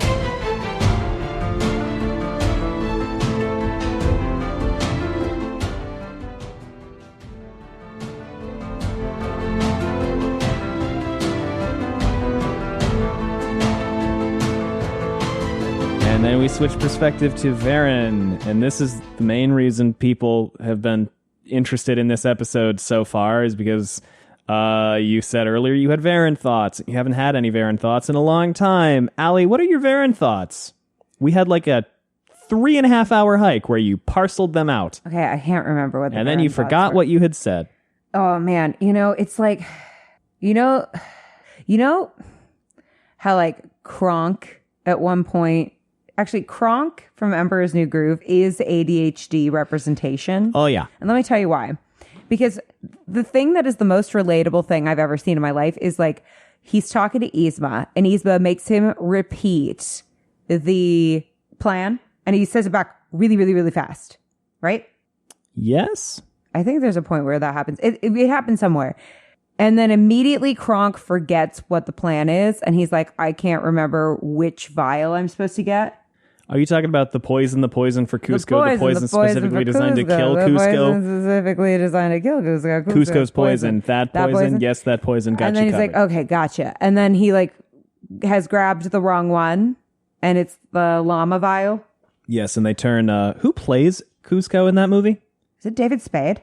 I think it's David. Yeah, they turned David Spade's animated character into a llama. It's a very good movie. If you haven't seen The Emperor's New Groove, that's a 10 out of 10. That is absolutely one of the best films. Of like that is a there's cartoon. No question that is one of the best cartoons of all time. Yeah. What? Anyway, so. So okay, but and then later he also does that thing where he like realizes everything. Yes. Where he like puts it all together. That's like ADHD hyperfixation. And also having like a weird animal friend is also like a Oh, ADHD wait, I know the scene you're attachment talking thing. about. I can't play it because that's a copyright issue. Go watch it. But and it's then tell the us what scene you where think. he realizes something. Like, and he barely breathes. It starts with him going, "The peasant in the diner." Yes, the peasant in the diner. He didn't pay his check. The peasant at the diner. He didn't pay his check. He didn't pay. And then it turns out to be something. And then he else. like wakes up and he's and And then there's a sight gag with Yzma with cucumbers on her face. No, but first he goes, "Oh yeah, it's all coming together." Yeah, it's so good. Okay, so when you get to that, that's ADHD hyperfixation. But okay, so what was I talking about? Verin. I don't remember what I said. Okay, so let me and you know what, actually retroactively we took an ad. I forgot to mention it, but we took an ad when we switched perspectives. Now you know. Gus, put that in. We were talking about Verin. Verin does something at the end of this chapter section. Oh. She does something She does. questionable. What does she do? She does. Or rather, what does she not do? She does not poison Katsue. She does not poison Katsue. Oh, it's all coming Is together. it all? Okay, so here's the thing. Why would she poison Katsue? I can't play the whole scene, but I think we're going to have to put this part on the soundboard. Oh, yeah. It's all coming together. I love it. So that's you right now? Yes, that's me right now. Like, oh yeah, it's all coming together. You got to put your mouth closer to the Oh thing. yeah, it's all coming together. So do you want to walk through the chapter and then talk about this when we get there, or do you want to talk about it now? It might help jog your memory if we go through the section first. Let's go through the section. Wait, but first. Yes. No, let's go through the section. Wait. No, you know what? Let's go through it. Okay. With some difficulty, Verin squeezed herself out of the sedan chair in the courtyard of Elias Palace. She was simply not constructed to fit the things, but they were the fastest way to get about in Farmadding. Coaches always bogged down in the crowd sooner or later, and they could not go some places she wanted to. Anyway, Verin. Again, sedan chairs are so embarrassing. Verin. I just would be so aware of my, like, how much, and this is not in, like, I could be 1 pound and I would be like, I just feel every inch of that 1 pound right now. Do you know what I mean? I feel every inch of what my burden is on someone else's body. It had not taken her long back in Farmadding to begin thinking as if she had never left. She had to be careful about that. It could be dangerous, not least if Elias or the others discovered her deception. She suspected the warrants for Verin Mathwin's exile had never been suspended. Cool, huh? Very. So she goes into the palace. She finds Katsue. Elsa's in there. She is being fervent about something. Hey, Gus. Yeah. Hey, Gus. What do you call this elderly green sister who has recently become a parent? Dadsue. Yes. There's a guy on Twitter whose handle is Dadsue. Oh my god. And he does drag.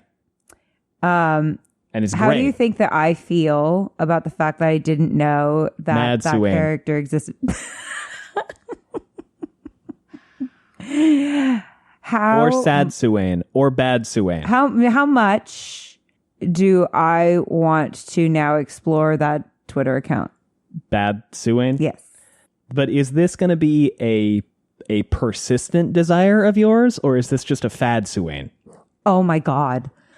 Oh, okay. I'm sorry. I know that you tuned in for the rest of this episode, but this is all we're going to be doing for the rest of time. Okay. So, How short do you think this book would have been if there hadn't been so much material that he decided to use to pad Suwain? oh my God. You know what? One of my favorite it couples in the early 2000s was? Yeah, Angelina and Brad Suwain.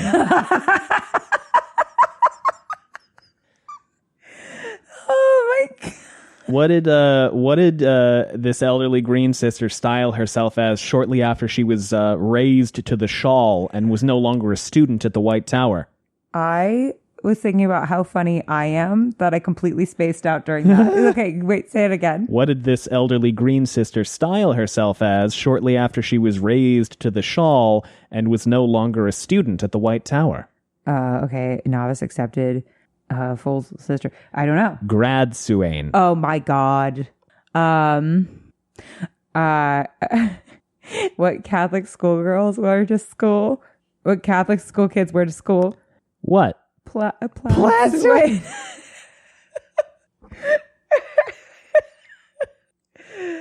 Oh, this game makes me so glad, Swain.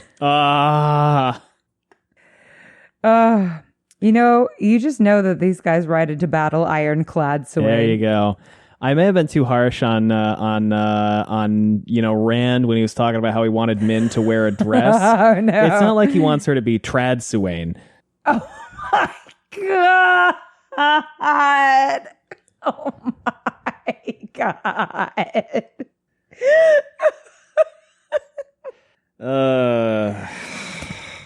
Oh my God, that reminds me. We had someone brought burritos into work today.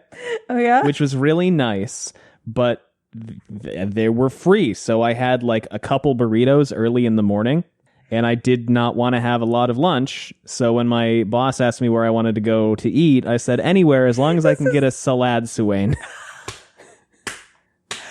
You know, Edward Cullen is the only vampire in my life. Oh? No, the other one, his name is Vlad Suwain.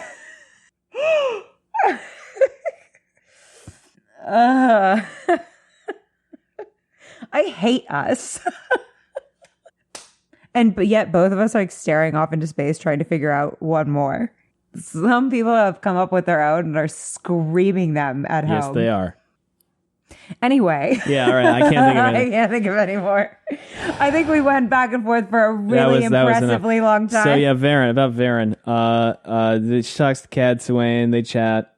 Elsa. Why is Elsa being fervent? What's she being fervent about? What's her deal? What is she into? Like you're into Cad Suwain jokes right now. What is her current hyperfixation? She's not the one who likes cats. Rand. Oh. She's the one who's like frothing at the mouth whenever she thinks about Rand. Oh, she's like the old definition of a stan. Like where it was like a bad thing. Yes. How could you let her go? About Alana. How are we to find him without her? And well, good news. He's sending her ass straight back. How can you be so detached? He's the dragon reborn. This place could be a death trap for him. Hey. You have to...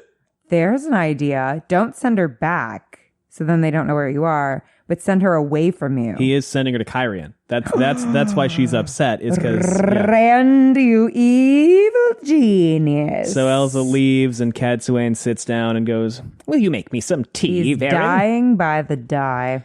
Will you make me some tea, Verin? And she goes, Of course, Cad Suwain. What was it wise to let Alana go? I could hardly stop her without letting the boy know more than he should, now could I? Taking her time, Verin tipped the teapot to pour into a thin blue porcelain cup. Do you have any idea why he came to Farm Adding, of all places? I nearly swallowed my tongue when it came to me that the reason he had stopped leaping about might be because he was here. If it's something dangerous, perhaps we should try to stop him. Verin, he can do whatever his heart desires. Verin. Anything at all, as long as he lives to reach Tarman Gaiden.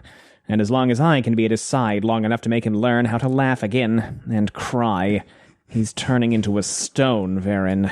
Have to teach him to cry, Verin. I must make the poor traumatized boy cry, Verin. And if he doesn't well, I will say... No. I completely understand the sentiment, and I give it 2 thumbs up. I'm just saying that there's also like an evil villain in a cartoon like way to say this. Yeah. And I chose that because that was funnier than taking it literally. If he doesn't relearn that he's human, winning the last battle may not be much better than losing. Young Min told him he needs me. I got that much out of her without rousing her suspicions, but I must wait for him to come to me. How do you not rouse her suspicions? Like, you obviously... It's Katsuen, man. She's pretty good at it, I feel like. No, but like, why would she tell her that unless she was like, well, obviously she's asking me about my vision so that I can tell her about the weather... Wait, no. You know what? She's a wily minx. She could do it. It will be hard enough teaching him if he does ask. He fights guidance. He thinks he must do everything, learn everything on his own, and if I do not make him work for it, he won't learn at all. You better work. Come on, girl. Cover girl. Work it, girl. On the world. Wet your lips. And on the runway. I don't know the words to this. Work it, girl. On the world. Do your thing. Chate, sachet. I love it. That was painfully hetero sounding. Yeah, and you're bisexual, so I know. That's what's so embarrassing is sometimes really hetero things come out. Well, there's nothing. Hey, look at me. My heterosexual friends. There's nothing embarrassing about being heterosexual. I mean that in a loving way. Anyway, continue. Yeah, I know, just in case you thought that I was being mean to you. I wasn't. I'm literally a straight man right here. We're not talking about you. She goes, I seem to be in a confiding mood tonight. Unusual for me. If you ever finish pouring that tea, I may confide some more. Yes, of course. Hastily filling a second cup, Verin slipped the small vial back into her pouch unopened. It was good to be sure of Katsuen at last. Do you take honey? She asked in her most muddled voice. I never can remember. All right, Allie, what the fuck's going on? What the fuck is this shit? What the fuck's going on here? Why did she consider poisoning Katsuen and then not do it? Okay, here's the thing. Now, the answer lies within a question that I've long been asking myself, which is Verin a good person or evil? Now, of course, that question has a lot of nuance to it, right? None of us are pure evil and none of us are pure good, right? There's always a work in progress to be made, but some of us have empathy and have also worked on ourselves. So here's the thing. But is she like on the spectrum of good with the potential for like gray, potentially sucky actions? Or is she evil, but is like accidentally bumbling her way into doing something good sometimes? These are the questions we ask ourselves, listeners. And my opinion now has officially been decided. But you don't remember what it was. No, but I do now. Oh, you do? As I've been discussing. Okay. So here's the thing. If she were purely bad, why would she stop and go, I shouldn't poison her? There's 2 possible things. So 1, she is evil and she decides not to poison Katsuen because Katsuen is going to, in her mind, so royally fuck up that this is better. Okay. Right? Which seems unlikely if you know Katsuen. That she would fuck up so hugely in Verin's mind. Like, would be about to be fucking up so hugely that it's worth it to not poison her to watch the fireworks go. Doesn't seem like the kind of character that would do that. Gawain, on the other hand, you know? But Gawain is the kind of guy who would fuck up so badly that it would ruin everything. And listen, I know there are Gawain stans who are listening to this. The 2 of you that there are. Now, I'm just John kidding. John and Jesse. But like, if it's realistic that he would fuck up so badly. He's what, like 22? That Verin's like, let it fly. I think he's 24? Yeah, and he just has like a hasty temperament. But Katsuen is not that. Cadsuane plays 4D chess. Cadsuane's been around. A long time. She's with it. She's not going to fuck up so badly. Verin's like, you know what? Your plan's better for what nefarious things I need accomplished. Well, what does Cadsuane... Wait, go. you didn't let me get to the second reason. Okay, the second reason is that Verin decided not to kill her because she suddenly in that moment knew definitively that Cadsuane is on her side, and Cadsuane said all the right things. Okay, such as, I need to teach him how to feel again. Yeah. And I need to help him to die at the right time. Keep him alive till the last battle, which was... At that point, Verin knew that their good intentions aligned and decided in that moment not to poison her. Your Honor, it's science. Okay, so which is it? It's definitely number 2. It's number 2. All right. So the other thing that you spent most of our walk noodling over, yes, was you remembered that twice now, Verin has mentioned something that happened 70 years ago. Something that happened 70 years ago. She has mentioned a couple times a mistake she made. And this is for anybody who is going like, Gus, why are you talking about this? Is because, as Allie has said, if she spends a long time ruminating on something and comes to a conclusion and then forgets it, it's fine for me to bring it up because she's already been talking about it. Yes. So Verin talks about a mistake she made. It's called assisting the disabled. She talks about a mistake she made 60, 70 years ago, or how she has been working on something. It's called a reasonable accommodation. For 70 years. So it's likely these two things are related, is the conclusion that you drew. And then you spent a great deal of time trying to figure out what the mistake might have been and why she has been working to undo the mistake. Because it was like 75 years ago, right? Right. And you concluded that there was nothing in the history textbooks that you could draw on. Yes? What if it has something to do with Jane Farstrader? Okay. He would have been like newborn. No. He is, really? Well, he's like 80. He could have been like, he would have been like 10, maybe. Okay. Probably not that old. 75 years ago. So, okay, nothing works with the timeline, okay? Sean Chan leaving was too early, right? That was thousands of years ago. Thousands of years ago. And then I was starting to go backward. Trolloc Wars was thousands of years ago. Archer Hawkwing shit was thousands of years ago.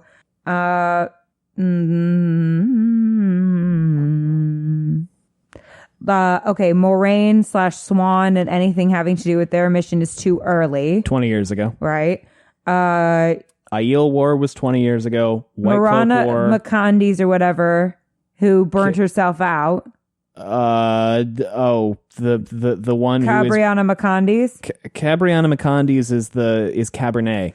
Oh, okay. Well, she stands for all of the random Aes Sedai I don't know. Cabriana? Every single one of them is Cabriana Macondes. The one you think is settling on. Yes. That was 40 years recently. Ago. 40, 45. Because I was like, what if it was like I gave her the Terangrial that caused her to burn out or something like that? You came up with a few conclusions, possible conclusions. What were they? One These of were them, things I said. One of them was she revealed the wrong information to somebody. Oh, well, okay, yeah. She researched something and came to the wrong conclusion, and it caused great harm. Mm-hmm. You came to the conclusion that perhaps the thing you described as the most obvious solution is she accidentally joined the Black Aja on a whim. See, but I feel like that conflicts with the Van Dien thing, and I think we only get one evil woman. Right, I think you said that's not going to work because that's Shiriam, and you said unless Shiriam is just straight up evil, but that's not going to work because that's Van Dien. No, Van Dien's not straight up evil. You said as you said to me on the walk, what you said was that Shiriam's and Van Dien's are more interesting than Verin just being like, oh, I joined the... Right. Because theirs have more concrete reasonings behind them. Right. And you delineated them as... Now, that doesn't mean Robert didn't say, fuck that, I'm going to go with Verin being evil. You delineated I just want to point out, the way you described Shiriam's and Van Dien's Black Aja plots was Shiriam is a dark friend for the purpose of helping the good people. Yes. Van Dien is a evil person with selfish motives. No, That's Van how- Dien look- is not a selfish person with selfish motives. That's how you described it to me on the walk. You've changed your mind No. since then. No, That's fine. I've never changed my mind on this. Shiriam is a good person with good intentions. Van Dien is a good person who did bad things because she Okay, you're right. wanted to protect her sister during the apocalypse. So she takes the oath as a Black Aja so that her bookish sister could be safe. Okay, yeah, all right. But, right, I was just pointing out that you brought the It's three of those externalized possibilities Ingtar. up. Yes. Now, here's the thing. I think those two things are more interesting than whoopsie daisy if Verin joined the Black Aja. Okay. Or like joined the Black Aja and now regrets it. So, do we want to focus in on Oh, she you know what? revealed No, that is information? not a repeat beat then. That wouldn't be a repeat beat. Could we get to like bad biddy old ladies? But we've got her. She's like, I made this horrible mistake. I joined the Black Aja all those years ago because it's not actually a repeat beat. All three of them had different reasons for joining the Black Aja. So now she's like, this is why everything's so confusing. This is what's up with Verin. Now that I have like lived 75 more years and like look at what my life choices have been, I made an irreparable decision that I now super regret making, but there's nothing I can like necessarily do about it except for undermine their efforts at every turn. How? Well, look at all the things that she's doing. She gave Egwene the dream ring. But then why hasn't she gotten a straighten up and fly right like Shiriam has? Because they don't know. Because she's smarter than Shiriam is. She's better.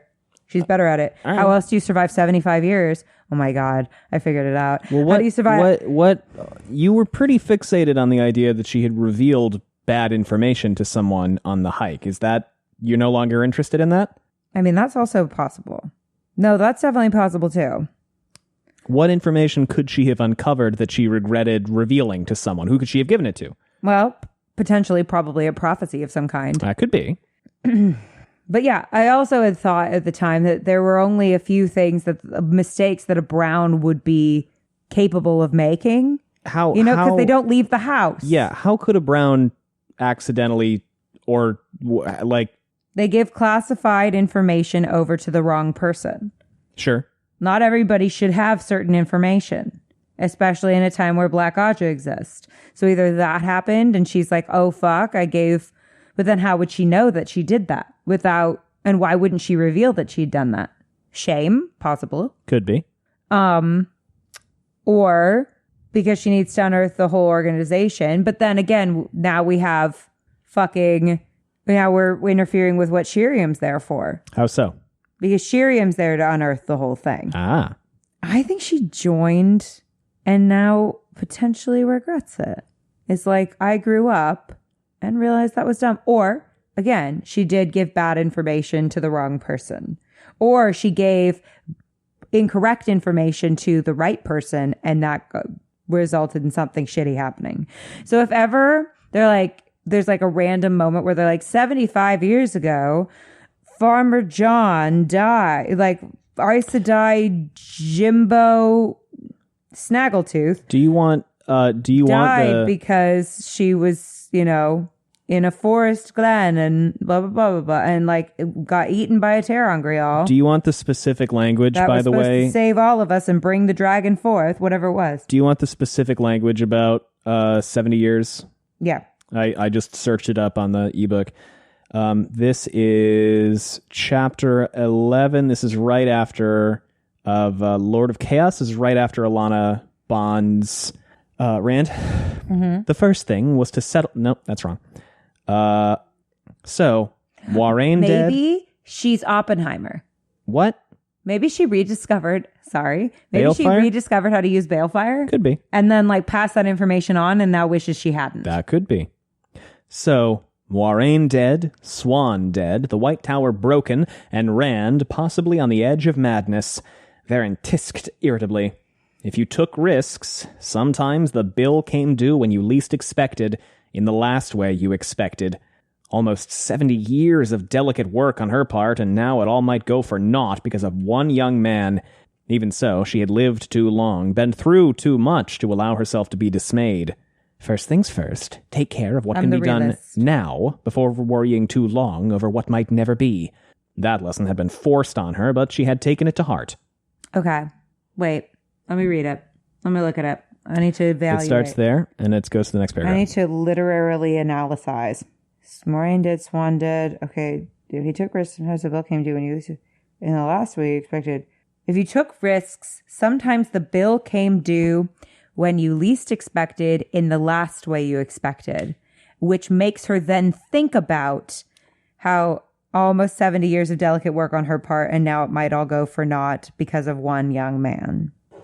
So, the bill coming due when you least expected in the last way you expected.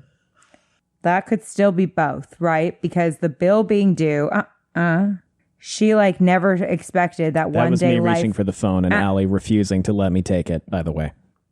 So that could be, I, at the time, never expected to end up in a position where I was wanting to help and save the Dragon Reborn or the world, or that bill came due the way you least expected in the last way you when you least expected in the last way you expected. So that information that she passed on to somebody, that bill came due and not in any way what she expected. Either kind of makes sense. Yeah. First things first, take care of what can be done now before worrying too long over what might never be. Well, that's really good advice for everyone. That lesson had been forced on her, but she'd taken it to heart. Someone betrayed her. Yeah? She's not let it go. She trusted the wrong person, and she has been punishing herself for that ever since, for 70 years.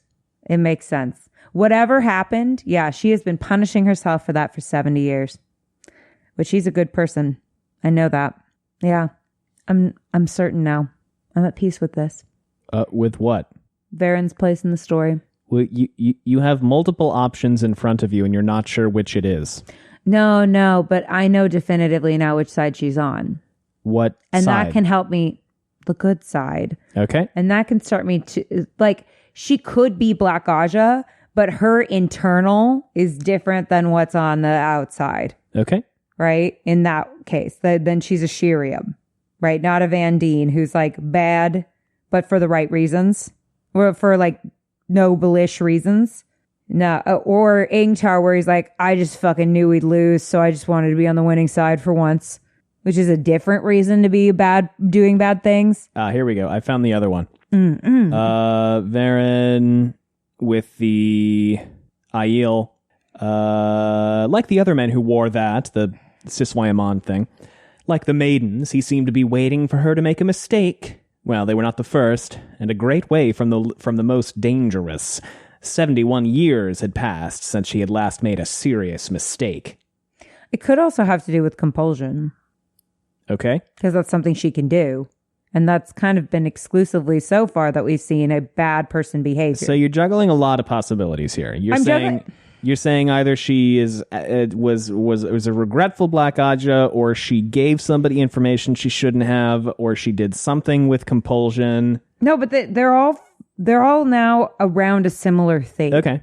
Right? Like, because before I was like, well, the mistake could have been like you were a bad person and made a mistake. That, like, I know now what definitively what her allegiance is based on this one action. So now I can begin to narrow down the possibilities of why. Well, you had and then two reasons why this might have been taken, right? You said either. Well, before I had all the reasons in the world. Now I have two. Okay, but they're diametrically opposed. No, they're not diametrically. Yeah, the two options you had were no, they she are thinks not. Cadsuane will fuck up so badly that she is better left alive, versus No. I've definitively decided we are You're- completely off of that. oh, you've given okay, so you've settled I on have option 2. settled on option Okay. 2. I made that clear. And now I'm saying that now that we know definitively what that is, we can now deduce that there are two reasons why somebody in her position as a brown, right, as a brown Aja, what she would have been in a position to do that she would regret. Yeah. Right? Because like Before it was like, I don't know, she ate a bad ham sandwich. Now we've got two definitive things. It is either that she gave someone the wrong information and regrets it because she was betrayed by that person, or she was pulled into the Black Aja and now realizes what a grievous mistake that was. Okay. That's two, and it all has to do with regret. Those are the only two options now available to us. All right. Interesting. Because before, if we didn't know what side she was on, she killed the wrong person. She did this. She did X. She did Y. She really wishes she'd worn a different outfit because she didn't know people were taking pictures. So what's it could have been anything. What's the 70 years of work she's been doing? Making up for that mistake so that she could make sure that the world would survive. Okay. That's why Rand has to die at the exact right time. Okay. It fits.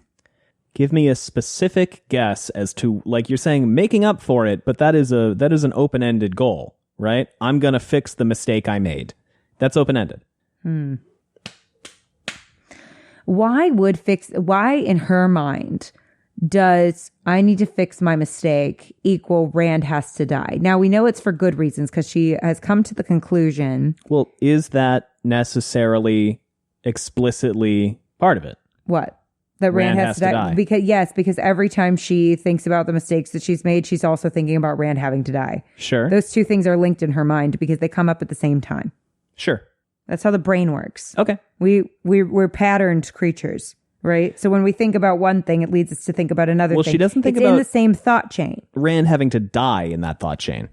Yeah, but it is nearby. Okay, sure. In every time that she thinks about it, she also thinks about Rand's impending death. And like initially, I think that was there partially for us to be like, ooh, maybe she is bad. But really, it's because it's linked in her mind to I've fucked up, so I can't fuck up now. Sure. In this one moment, I need to be there. Okay. And I need to make sure that this goes through for the fate of the world. Because at the other time the fate of the world rested on me, I failed. All right. Does this make sense? Yeah. You seem skeptical. I am curious as to how she could have been working towards get Rand to the last battle fully 50 years before anybody knew Tarman Gaiden was even going to be in their lifetimes. Well, she's a Brown. Nobody had any idea that this was going to happen. I know, but we have talked so many times before on this podcast about kicking the can down the road, right? Yeah. Metaphorically. Like we had that beautiful day where you had this whole thing about like, we're not looking to create a legacy here. That's not the point of being alive, right? The point of being alive is to make things as good as possible for everyone that is in your immediate life based on the morals that you have and the understandings that you have at the time. Sure. Right? And like every minor decision that we make still will impact generations, even though they won't know our fucking names. Yeah. I think that was like what she was thinking she would probably be doing as a service is going like, okay, I'm going to like learn as much as I can. I mean, dragon prophecies exist. What if she was like, I'm going to make myself the expert? Yeah, it could be. Why keep that a secret?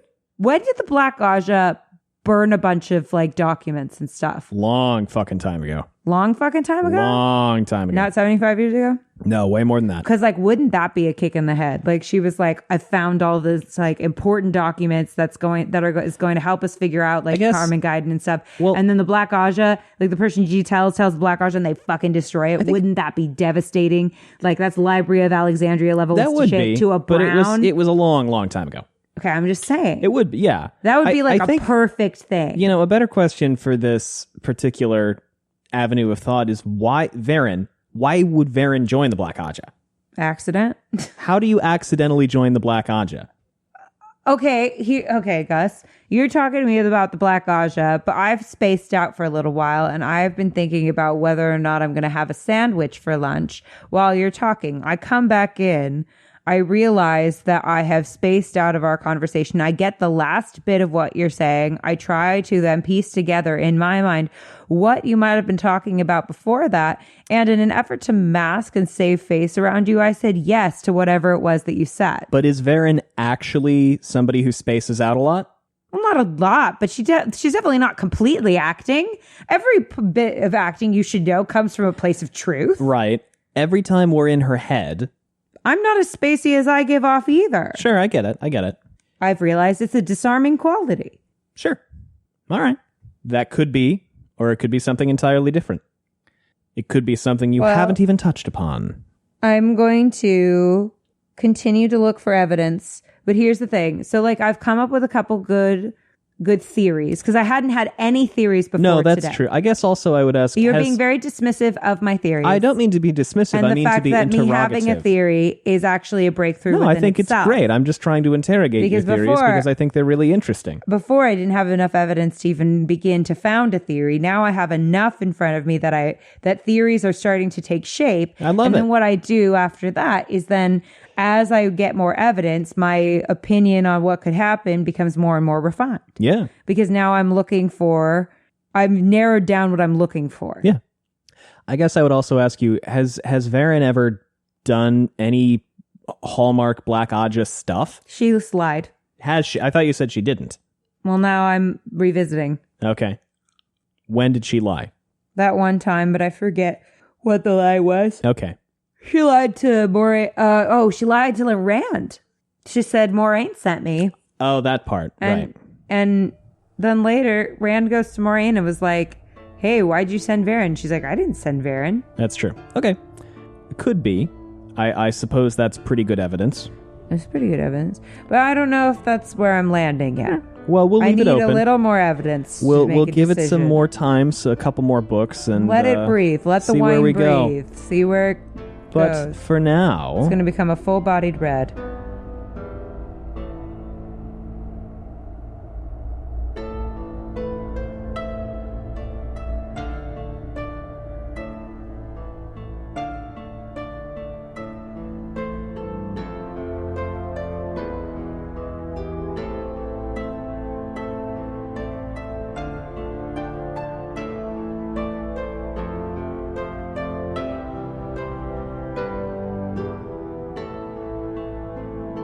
thanks for listening, everyone. We have social media if you want to know what we've got going on. It's a full-bodied linked down red below. is what Elida calls herself.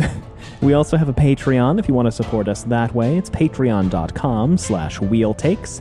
And I'm saying she has a dumpy. I'm not criticizing her figure. you can always leave us a rating and a review if you want, which helps a lot. Other than that, anything else, Sally?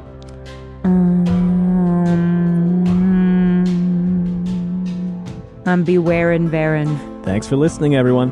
Bye. Bye.